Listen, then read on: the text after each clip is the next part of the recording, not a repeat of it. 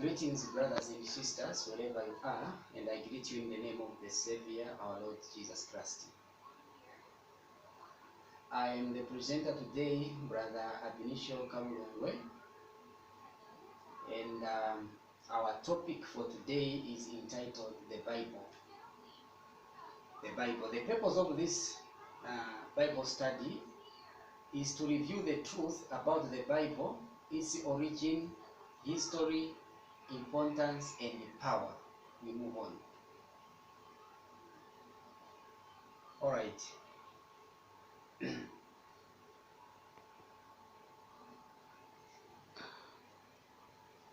So, and our prayer thought is going to come from the book of 2 Timothy, chapter 2, verse 15, where the Bible says, "Study to show thyself approved unto God, a workman that needeth not to be ashamed, rightly dividing the word of truth."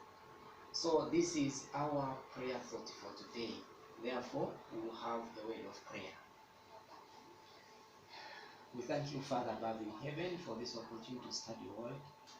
May your Spirit grant us the understanding that we need. And this is our prayer in Jesus' name. Amen.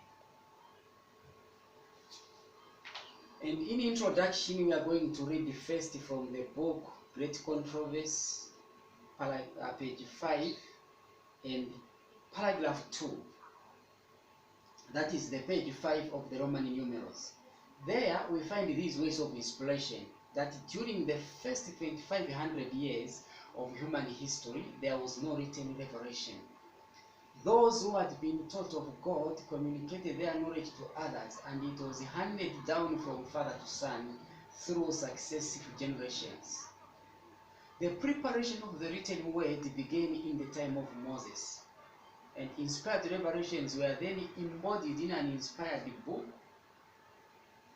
And this will continued the long period of 1600 years from Moses, the historian of creation and the law, to John, the recorder of the most sublime truths of the gospel. Right. So here we are given a history of the Bible. That from the beginning there was no written revelation. That the writing of the Bible itself, it began during the time of Moses, and it continued up to John, and that is the period taken from Moses to John the Revelator. It was 1600 years, whereas the period before the Bible was 2500 years. So this is a short history that we are given. Now there are some important truths that we need to know, which are: one, that the Old Testament scriptures were first written in Hebrew. They were originally written in Hebrew, whereas the New Testament was written in Greek. Mainly it was written in Greek. Let's move forward. So now, we should understand that there are some important historical facts about the Bible. Maybe the first important point we need to understand is that the Bible points to God as its author. Yet it was written by human hands. And it was written in the variety style of its different books. It presents the characteristics of the several writers. The truths revealed are all given by inspiration of God, according to 2 Timothy chapter 3, verse 16. Yet they were all expressed in words of men. The Infinite One, by his Holy Spirit, has shed light into the minds and the hearts of his servants. He has given dreams and visions, symbols and figures, and those to whom the truth was thus revealed have themselves embodied in the thought of human language. Very important. Now, moving forward, we find that written in different ages by men who differed widely in rank and occupation and in mental and spiritual endowments, the books of the Bible present a wide contrast in style as well as a diverse in the nature of the subjects unfolded. Different forms of expressions are employed by different writers. Often the same truth is more strikingly presented by one than by another. and as several writers present the subject under variety aspects and regimes, they may appear to the superficial, careless, or prejudiced reader to be a discrepancy or a contradiction, where the thoughtful, reverent, obedient, with clear insight discerns the underlying harmony. All right, now, having gone this far, let us look at the compiling of the books of the Bible. The compiling of the books of the Bible. The Old Testament scriptures were written from Moses, the first writer, to Malachi, the last, okay, within a period of about 1,000 years. And a period of about 500 years intervened between Malachi and the coming of Jesus Christ. The New Testament was written within the 1st century AD, and John the Revelator being the last writer, and it is believed that he wrote around 96 AD, the book of Revelation. Now, the Old Testament scripture, as already alluded to, were written in Hebrew, whereas the New Testament was written in Greek. Even the book of Matthew, which was originally written in Hebrew tongue, was later translated into Greek. And for a long time, these scriptures, they remained in their original tongues. Nevertheless, attempts to translate the Bible into other languages were being done. But the first successful translation and compilation of the Old and the New Testament was that of the Latin translation around 384 to 405 AD, which could not be given a large circulation as the printing method was not yet invented. So they were still using the handwriting method. And during the Dark Ages, like the history that we already know, the Bible was almost lost sight of, as the Catholics, claimed that the Bible was not to be read by the common man, the late, and so forth, that it was having some things which cannot be understood by these people, especially that the Bible was still in the original languages, and few people could understand Hebrew or Greek. Now, we are happy and lucky to inform you that at the dawn of the Reformation, the first English translation was done, namely by John Wycliffe, around 1380 AD to 1388 AD. And other translations into English versions following Wycliffe's included that of Tyndale, Basil, Coverdale, and many more.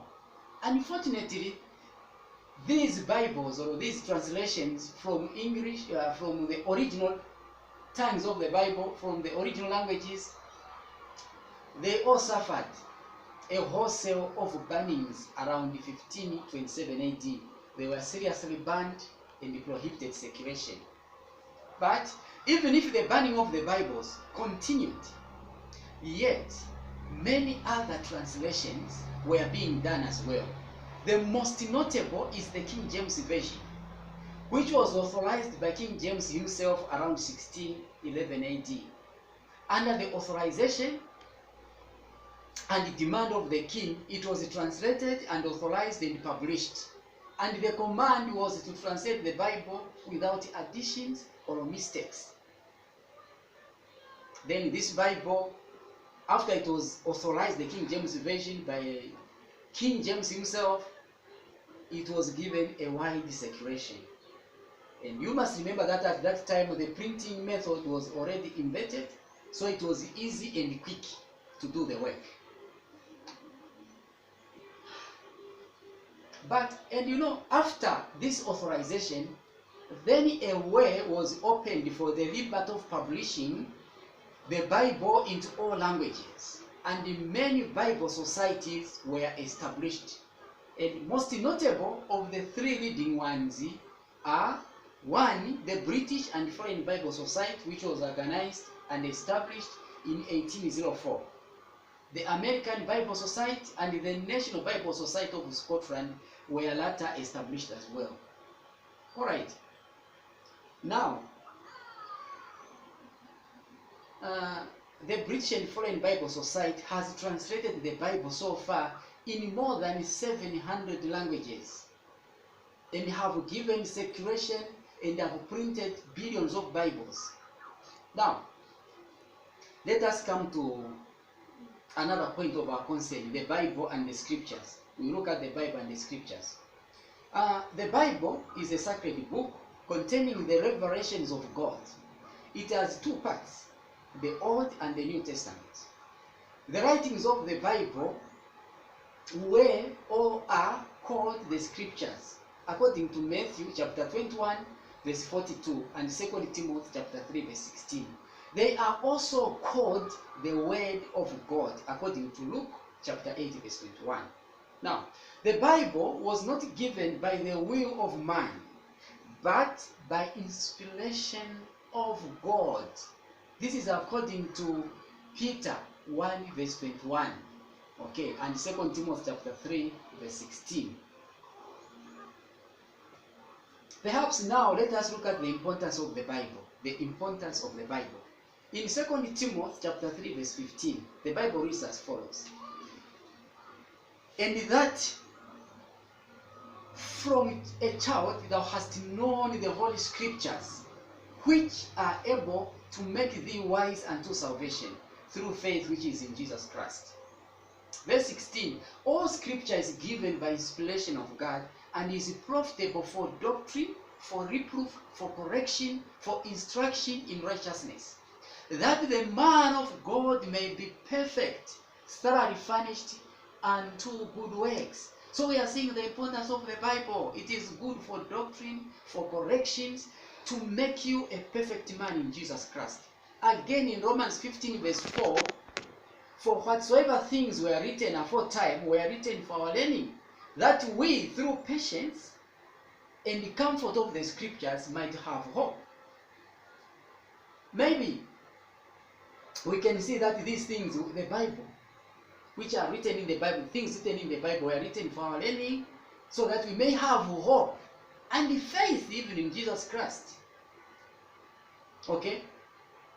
Now, in Psalms 119 verse 105, again we understand that the Bible itself is a light to our feet and a lamp into our paths.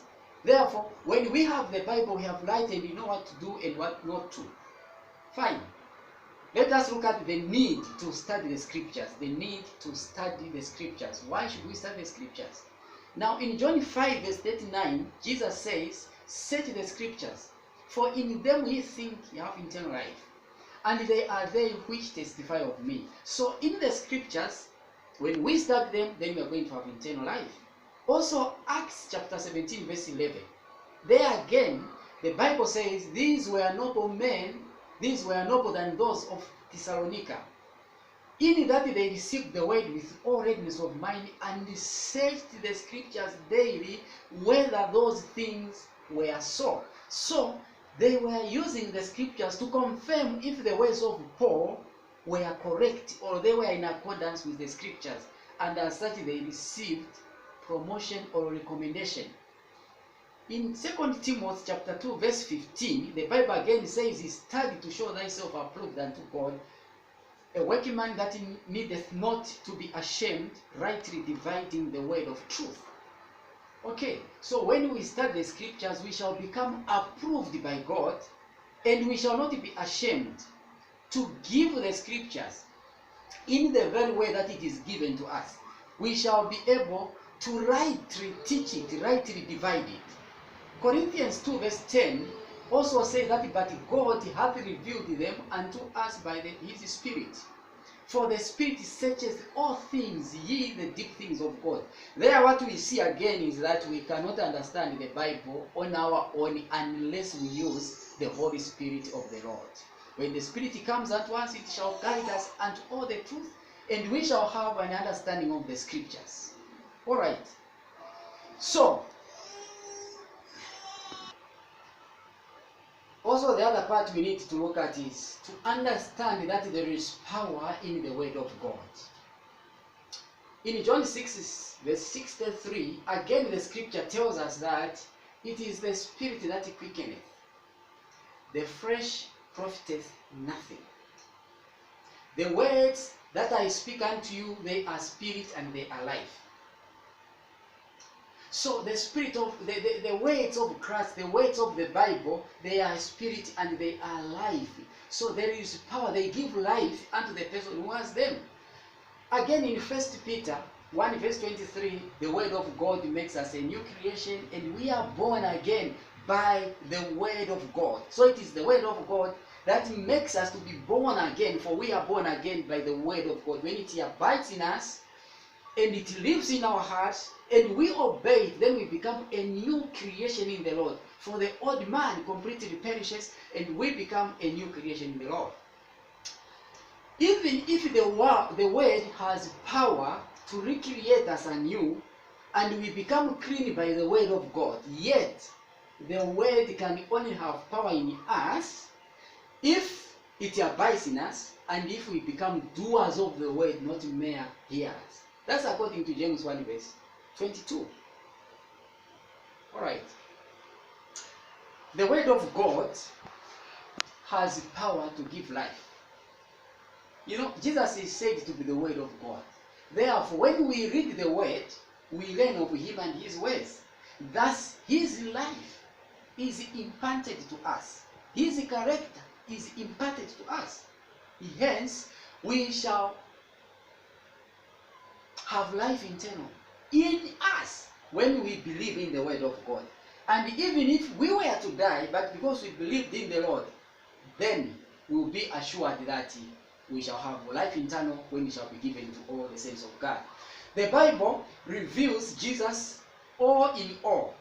Finally, brethren, we should understand that from the book of Genesis up to the book of Revelation, everything we are seeing written there, it is actually talking about Jesus Christ. It's been revealing Jesus Christ, who he is, how he was called in that book, and in that book, all the titles that were given.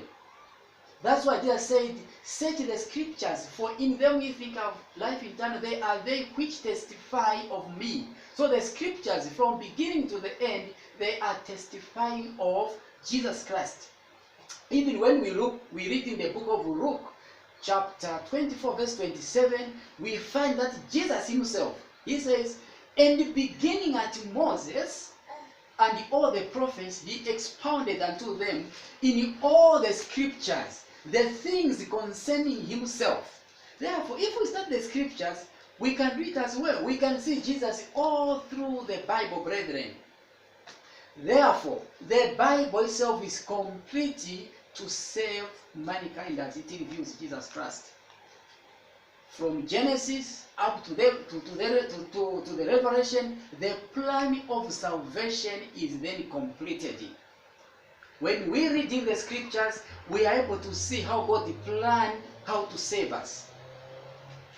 The scriptures, the Bible also reveals to us even the prophets who are to come in the future, such that anything which is not in the Bible cannot be that of God. It is just a faith. So the Bible is complete for our salvation, and we desperately are in need of the scriptures to be perfect human beings, to be lively stones unto God, and to be perfect Christians. Then we need the scriptures. So this is just a short study that we had in a concise way for us to understand the Bible's origin and its place in the world. May the good Lord bless us all. Amen.